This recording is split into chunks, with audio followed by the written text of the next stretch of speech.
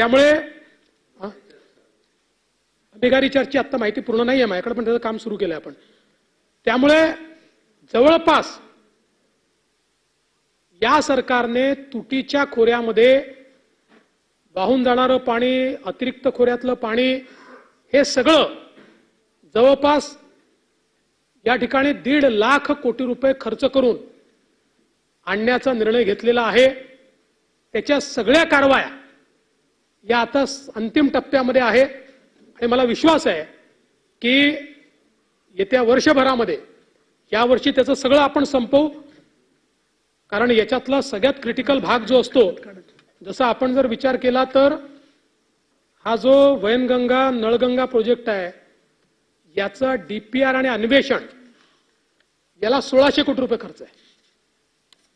हे सगळं काम आता आपण पूर्ण करतो आणि कुठल्याही परिस्थितीमध्ये येत्या वर्षात याचं काम सुरू झालं पाहिजे. पहिल्यांदा आमची मानसिकता होती या वर्षात करता आलं पाहिजे, पण मध्ये एक आचारसंहिता आणि दुसरी आचारसंहिता, त्यामुळे हे काम होऊ शकणार नाही.